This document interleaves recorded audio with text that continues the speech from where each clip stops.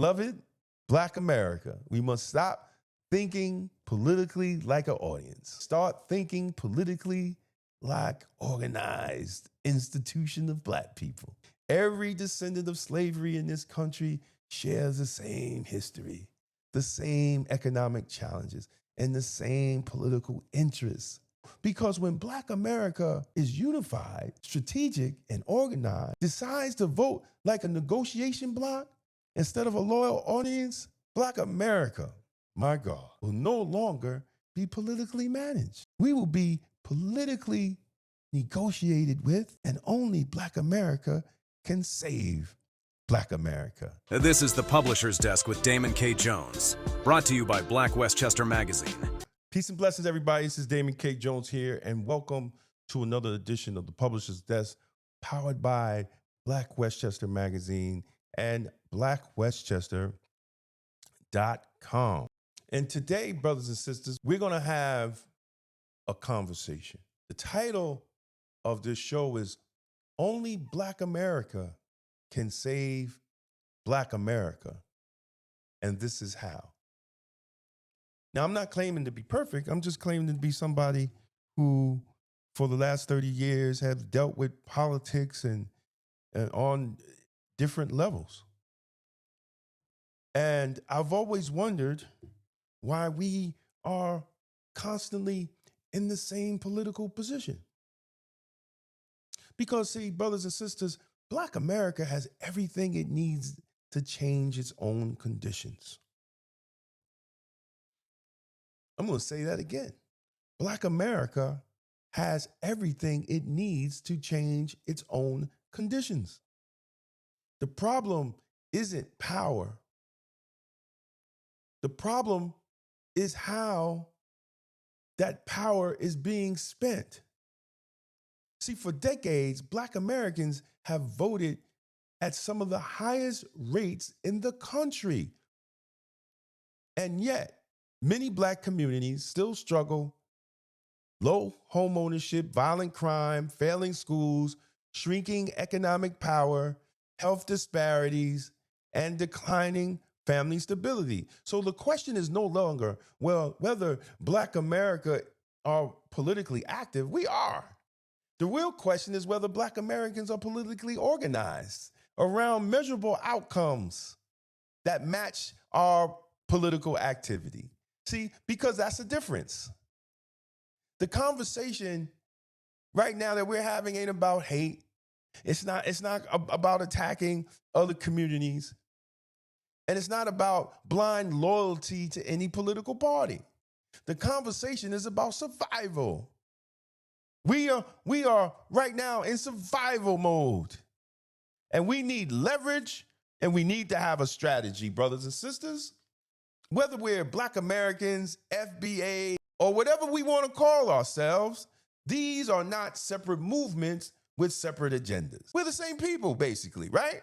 Descendants of the same slavery, survivors of the same Jim Crow, locked out of the same wealth-building systems and fighting for the same future for our children and generations. The labels are different.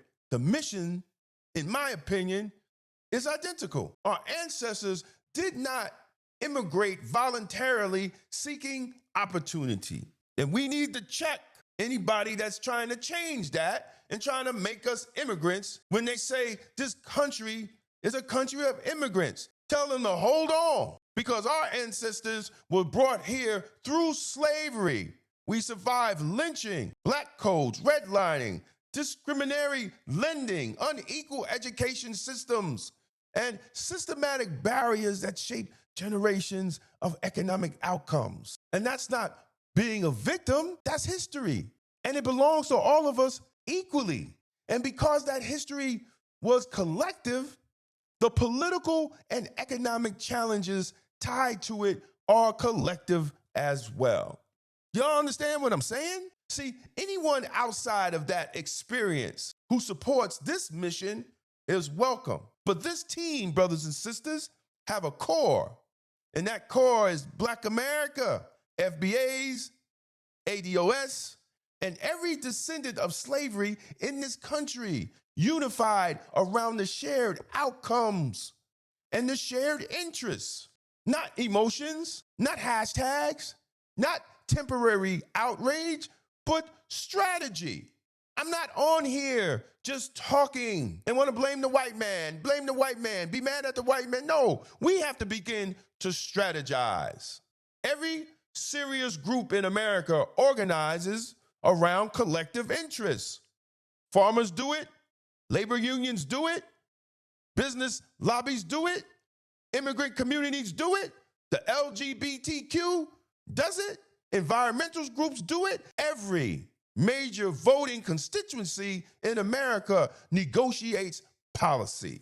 But Black America, we identify with the Democratic Party.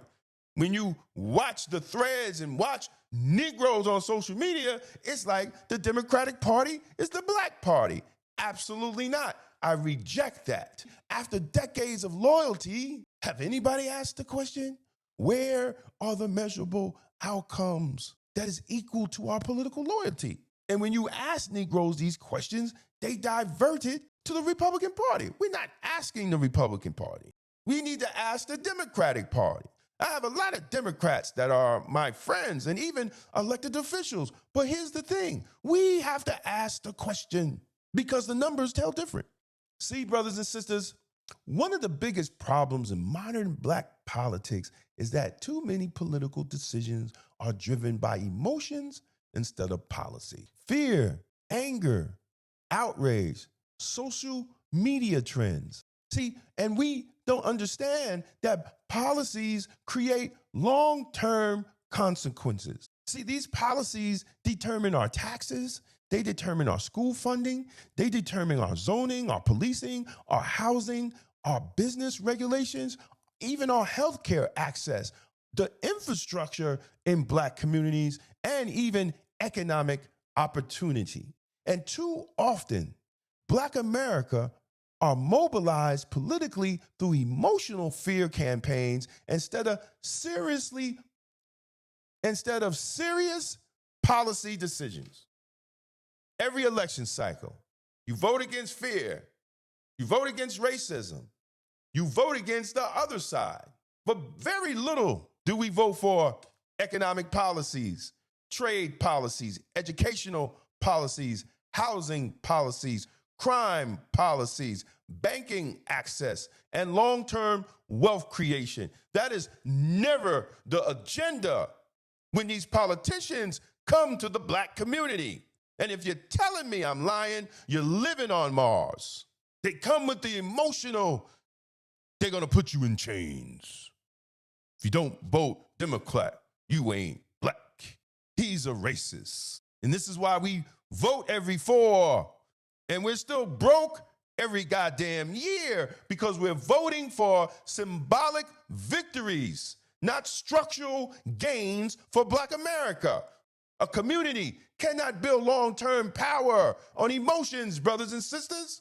It must build power through policy, whether it's state, county, your local municipality, or even at the federal level.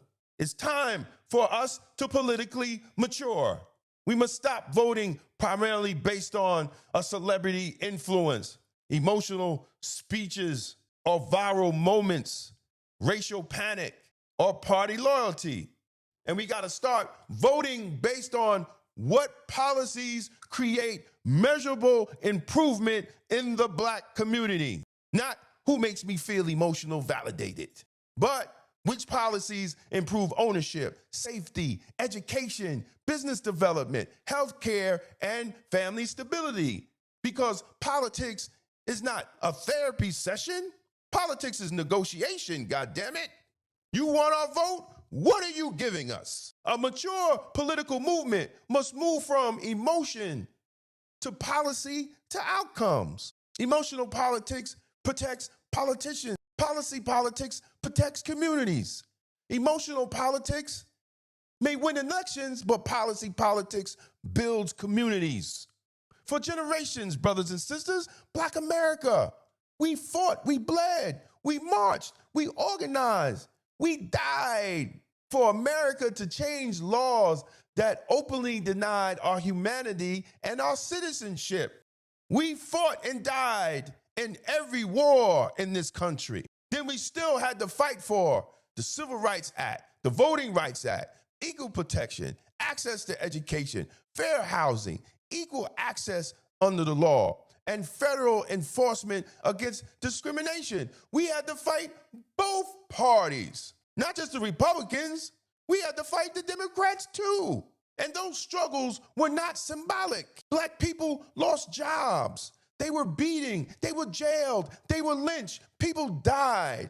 And many of the rights and protections that later expanded across America was first fought through the Black freedom struggle. And now we're silent and we're letting these cosplaying leaders really erase our struggle and give it to people that just come over here and just illegally. They give it to migrants. They changed they changed the talking points that the nation is full of immigrants. They even have Black people not even understanding that the 13th, 14th, and 15th Amendment was strictly written for Black America, the descendant of slaves, not immigrants. Brothers and sisters, many Black Americans feel that the political energy used to secure those protections have often been absorbed in a broader coalition, while the specific economic conditions of the descendants of slaves remains unsolved. These white liberals have hijacked our struggle, and for those that don't want us to have the rights, even gave them more ammunition. We fought to expand in America. The frustration is not about opposing equal rights for others. It's about asking, why does the community that historically fought and forced many of these democratic expansions still struggle to secure measurable economic outcomes tied to its own historical experience? And that is a legitimate political question, brothers and sisters. Black Americans must stop thinking politically only in terms of symbolism and moral victories, because legal victories matter, but law without assets is fragile. Assets without ownership is temporary. Black Americans fought to open doors in America, but now Black America must fight to secure ownership, institutional strength, economic leverage, and durable generational stability. Because rights without economic foundation, brothers and sisters, you will remain vulnerable. After slavery ended, Black Americans gained citizenship through constitutional protections. But without broad land ownership, the permanent economic foundations, many gains became vulnerable once the federal enforcement weakens. That lesson still matters today. Now let's talk about reparations, where you got these redneck Negroes who even say that Black people do not deserve reparations. But they never mention, the people with the beanies on their head. They never say they should have never deserved it. See, reparations is one of the clearest examples of why Black Americans must become a serious negotiating voting bloc instead of an emotional loyal consistency. So let's start with the facts. And I challenge anybody to challenge me on it. Reparations is not a radical concept, brothers and sisters. They have already been given to other groups in America. Japanese Americans received reparations in the 1988 Civil Liberties Act, provided $20,000 payments and a formal government apology to Japanese Americans who entered during World War II. Native American tribes have received federal settlements, land returns, financial compensation for broken treaties and stolen land across multiple administrations for decades. Jewish Holocaust survivors and their descendants received reparations from the German government, billions of dollars in payments that continue to this day. European nations have compensated their own citizens for wartime loss and government injustice. Reparations have been paid, just not to the people who built this country for free. Now let's talk about H.R. 40.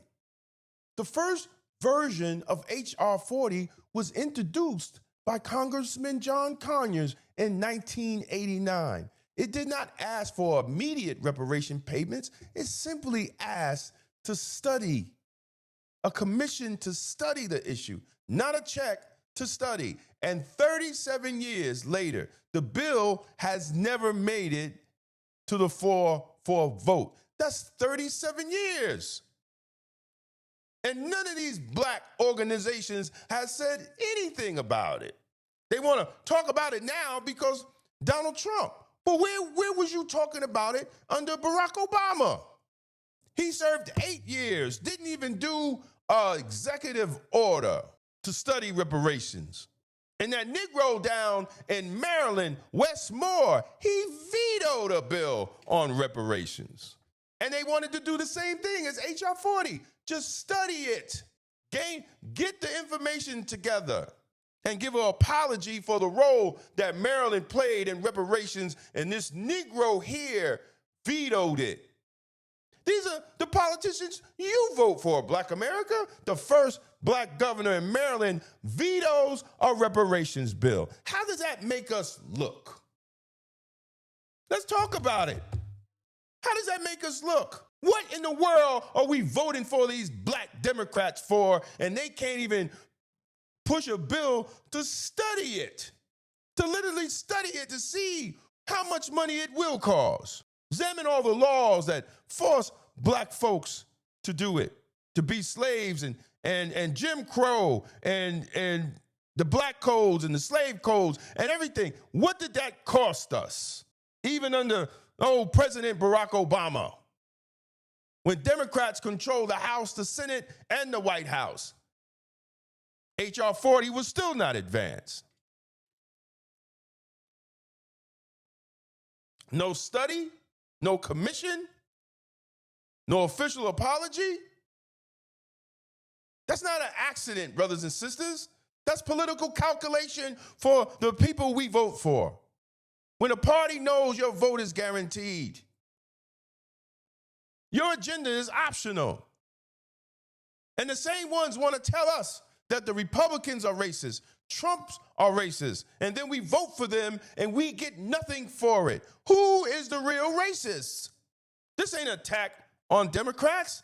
This ain't even an attack on Republicans. This is a straight up politics 101 class on how leverage works in politics when you're giving a political party 90% of your vote. We're the only ethnic group that gives 90%.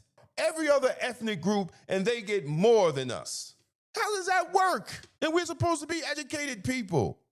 Until Black America organizes around a strategic voting instead of a guaranteed loyalty to any party, nothing will change. Nothing will change. I'm not here to play victim. I'm talking about let's have business. Sit down at the table and let's talk business.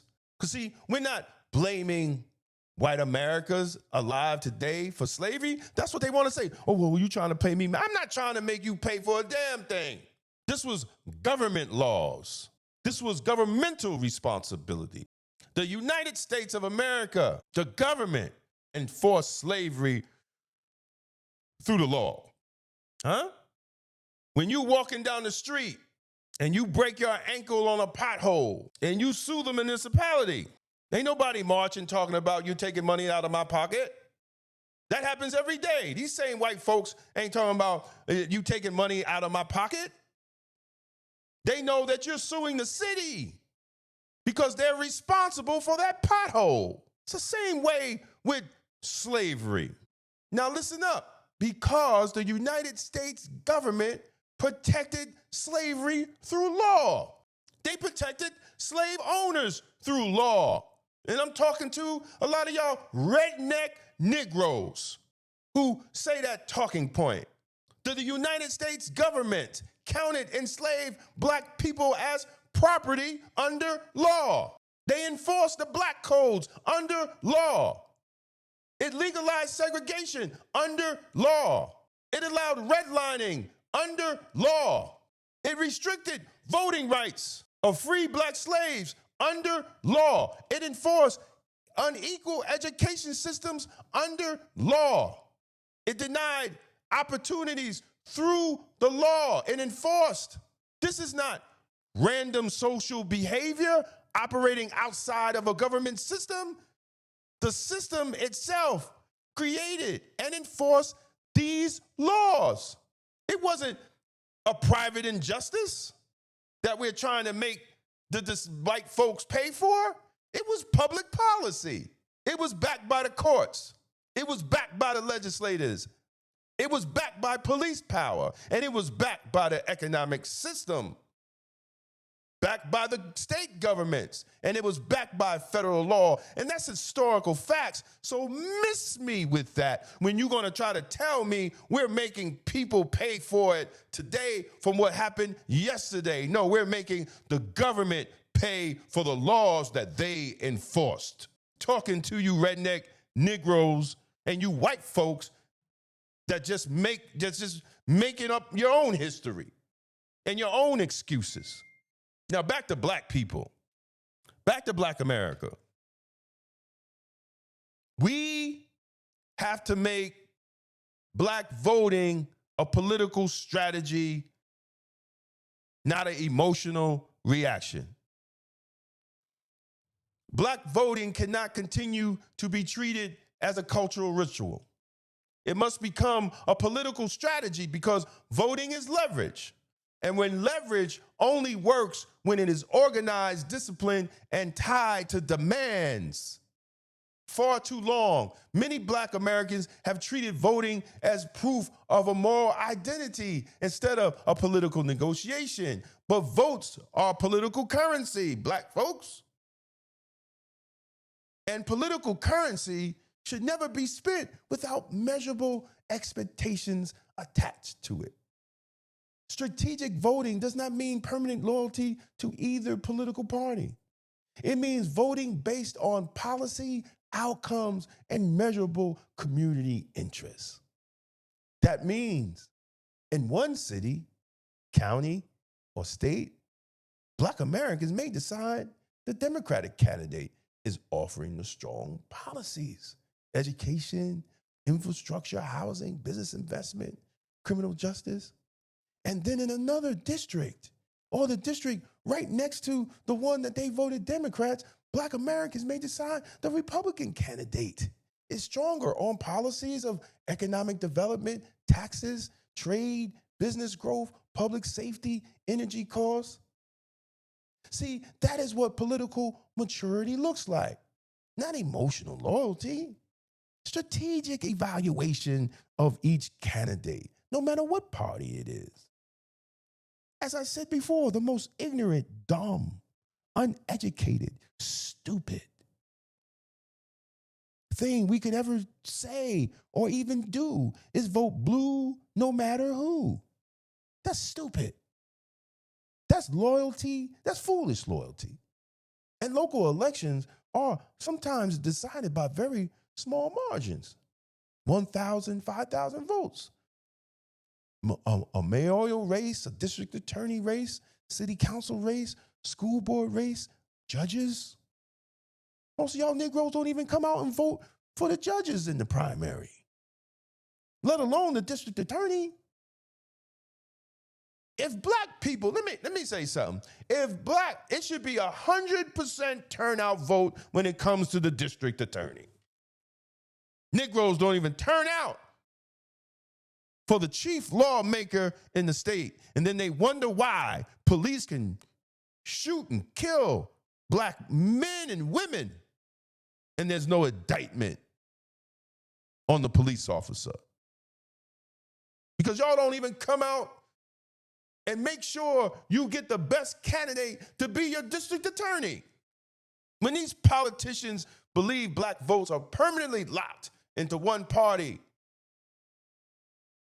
you're weak.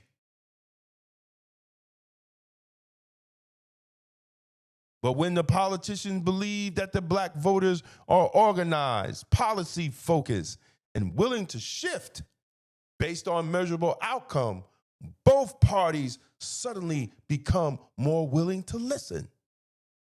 Get that dumbness out your head. Oh, I'm a Republican. Get that's silly talk. That's baby talk. If you're thinking like that, you shouldn't even be watching this video because you can't comprehend it. What I'm trying to tell you. Because that's how negotiation works in politics. Through strategic leverage. And that's why all these other communities are gaining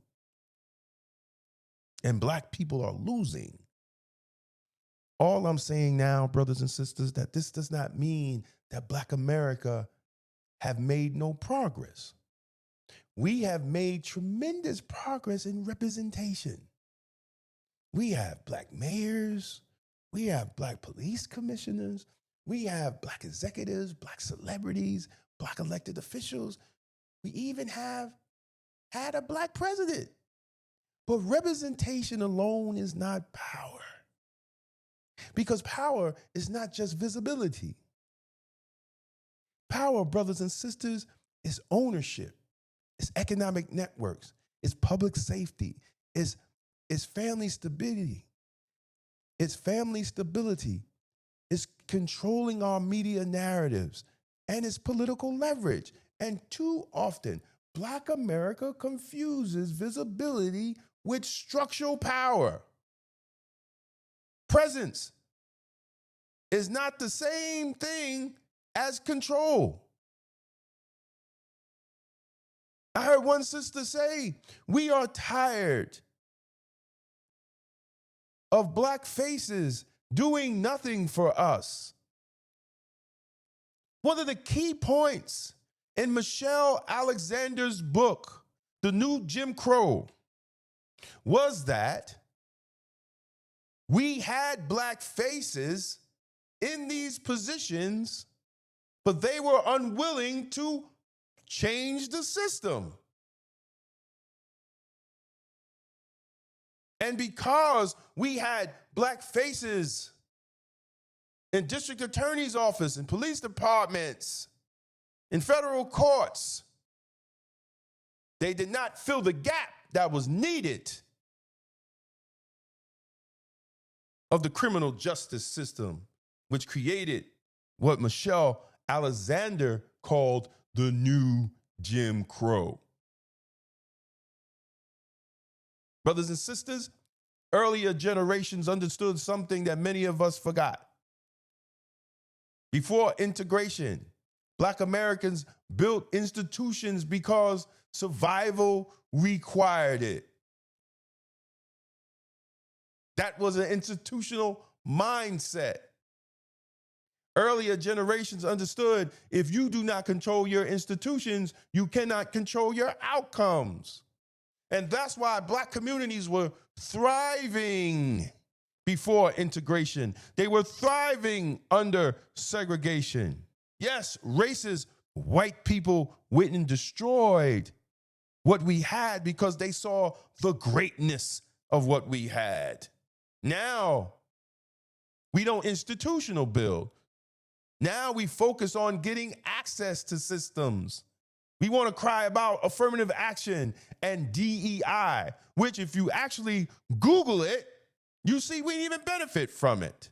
Our HBCUs stop teaching our young black men and women to graduate and go back into the black communities and build institutions. They taught them to go work for the corporations. And then when we fought for these black folks to get into these corporations, as Bob Law has taught us, then we had grievances when these corporations, they send that Negro to come sit down with us. But he's not representing us. He's representing the damn organization and institution and business that they gave him a black job. That is not power. That's dependence with representation. I'm almost done. Brothers and sisters, we have a two-party problem. See, one political party often struggles directly. That's the Republicans. They struggle to engage with black Americans, honestly, because of the racial political tensions and the historical distrust that is put into the mind of black people. And the other party often assumes that black loyalty is automatic, that they are the black party, the Democrats, that they're the black party. Because we just vote Democrat. See, and as a result of the two-party problem, brothers and sisters, black America often finds itself politically trapped. One side rarely talks to us, and the other takes us for granted. That's like having a mother and the father doesn't acknowledge you at all. And the mother is, come here, baby, come here, baby. And the loyalty will go to the one that babies you and holds you to be a victim. And that's not a political reality that black America needs to be in. And finally, we need a black agenda on paper. If we're going to be a national voting bloc, brothers and sisters, that will change the political dynamic completely, we have to negotiate outcomes. So we have to have an agenda to measure those outcomes. So what does a national black agenda look like? I'm going to say it starts with 5 non-negotiable policy demands any candidate must answer before earning our vote. I'm going to give you 5. Home ownership. What are they going to do with the home ownership gap? Number 2, business capital. How do black people, what are their programs or what are their policies that they, no. 2 is business capital, right?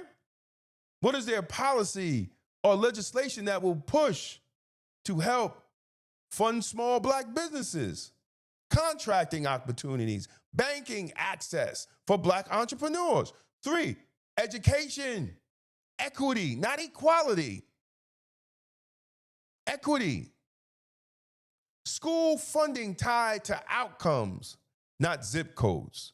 Infrastructure investment in underserved schools. Trade and vocational programs in black community school systems. 4, public safety tied to economic development. Not just policing conversations, brothers and sisters, but simultaneous investment in economic conditions that drive crime in the first place. 5, generational wealth protection, addressing land laws, predatory lending, and building pathways of durable black institutional ownership. See, these are not radical demands. These are just simple. They are baseline expectations from a voting constituency that has delivered consistent political support for decades. Any candidate, any party, any election, show us the policy, show us the plan, show us the accountability. Then we talk about our vote. These are simple. These are simple, basic questions for black America and to get our vote. And let's not forget, brothers and sisters, local power matters. We must focus on local power as much as national politics. Who's on our school boards? Who's on our zoning? Who are our district attorneys? Who are our judges? Start looking at who's getting these city contracts. Start looking at how the economic development is happening in your community or not happening and why. And damn it, start looking at the local budgets. You have to be involved. You just can't complain and want to blame Trump. Most of y'all live in communities, they ain't no damn Republican on the school board, ain't no Republican on your city council. You ain't seen a Republican mayor in years, but yet Republicans is the problem. Now, you know, brothers, I always go to the scriptures because I truly believe that God is trying to tell us something, and the scriptures do not preach dependency. Not at all. Throughout history, every time Black America faced its hardest moments, the communities that survived were the ones who stopped waiting for outside salvation and started building from within, brothers and sisters. That time is now. No community survives long term through politics alone. Communities must thrive through discipline, ownership, education, cooperation, family structure, and spiritual clarity. The next evolution of Black political thought is not complicated, not permanent loyalty, not permanent outrage, strategic unity, a serious voting bloc, a negotiating constituency, a political disciplined people focus on measurable outcomes instead of emotional symbolism. Black Americans, FBAs, ADOS have the numbers. We have the history. We have the moral authority. And when we unify around strategy instead of emotion, we will find the power. Because politics ain't about feelings. Politics is about leverage. Politics is about interest. And leverage belongs to organized people. And organized people understand there's no permanent friends. There's no permanent enemies. There's only permanent interests.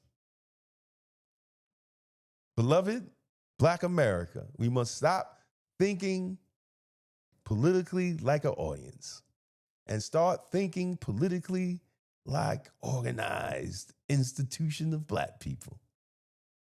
Every descendant of slavery in this country shares the same history, the same economic challenges, and the same political interests. That is not a coincidence. That is a foundation we have.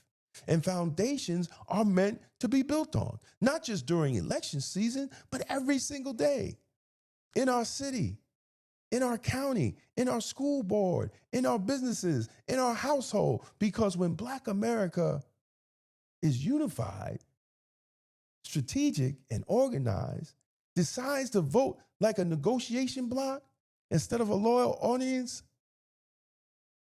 not one political party will take us for granted, brothers and sisters. No politician will ignore a Black agenda. No election will happen without our demands being answered. Black America, my God, will no longer be politically managed. We will be politically negotiated with, and only Black America can save Black America. And now we had a discussion on how. Brothers and sisters, Nehemiah 2:18. Let us rise up and build, so they strengthen their hands for this good work. See, this scripture reminds us that real change begins when people unite with faith and purpose and our willingness to do the work. God is calling his people not to wait for political parties to rebuild what is broken, but to strengthen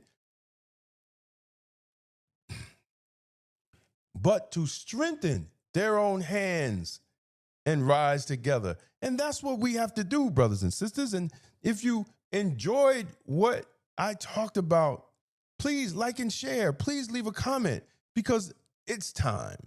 I've been saying for a long time, Pharaoh has let Black people go. And we can't be following a lot of these Negroes that's trying to bring us back in the burning house. of political parties. And again, if you like what you heard, please like and share. Go to blackwestchester.com. It's the news with the Black point of view. And leave a comment on our articles and support. And don't forget to sign up to the mailing list and get a free ebook. And as always, be safe, stay blessed, and stay blacktastic. Peace out. Black America, political loyalty without results is not power. Sign up and get your free ebook by Damon K. Jones. A seat at the table is not power. Building the table is. This book exposes how political dependence weakened our communities and lays out a blueprint for Black economic, political, and institutional sovereignty. If you're ready to move from symbolism to ownership, this is for you. Download it free today. Follow Damon K. Jones on YouTube and stay connected to empowering conversations that challenge the mind, strengthen the spirit, and uplift the community. Subscribe to Black Westchester YouTube and at Damon Jones on YouTube for powerful content on life, culture, community, faith, politics, health, and truth that makes you think for yourself. If you're serious about political clarity and independent thinking, this is for you. The Political Thought Bundle includes 3 full books, all personally signed. Democrats and Republicans, the Ultimate Gangbangers, breaks down how the two-party system operates like a legalized street war for power. Emotional Politics, Logical Failure exposes how emotion has replaced strategy in Black political engagement. Tolerance is for Cowards lays out a blueprint for extended policing and community-led public safety rooted in outcomes rather than slogans. 3 signed books. One bundle, $60. That's a $75 value, and you're getting signed copies included. This isn't left versus right. It's results versus rhetoric. Go to twosteppublishing.com and secure your signed Political Thought Bundle today. It's going to be blacktastic. For more than a century, Black America built its own economy under segregation, under discrimination, and under conditions most people today cannot imagine. We built businesses. We built banks. We bought land and property. In the Forgotten Blueprint, Damon K. Jones reveals how Black communities created thriving economic systems from 1800 to 1965 and why that blueprint still matters today. This book challenges the idea that our future depends on politics alone and shows how ownership, family, and enterprise once powered Black prosperity. The blueprint is not lost. We just stopped using it. The Forgotten Blueprint, how Black America built its own economy from 1800 to 1965. On sale now at Two-Step Publishing and Amazon. Black Westchester Magazine has been giving our community a voice, reporting the stories others ignore, holding power accountable, and making sure the truth about our communities is told by us. But independent Black media only survives when the community supports it. If you believe in real journalism, community accountability, and keeping Black voices strong in local news, we need your help. Your donation helps us continue covering the stories that matter: politics, education, justice, and economic empowerment right here in Westchester. Support Black media, support Black truth, support Black Westchester Magazine. Donate today and help keep Black media alive. Because Black-owned independent media is blacktastic. Black Westchester Magazine presents People Before Politics, the Sunday Rundown, every Sunday at 6 p.m. on YouTube. Join Damon K. Jones, A.J. Woodson, and Larnez Kinsey as they break down the biggest stories in politics, culture, and community from a Black point of view. No spin, no party loyalty, just logic, accountability, and outcomes. If it impacts Black America, we're talking about it. Tap in, subscribe, set your reminder. This Sunday at 6 p.m. is going to be blacktastic. This is the Publisher's Desk with Damon K. Jones, brought to you by Black Westchester Magazine, where life, culture, community, and faith meet truth, power, and purpose.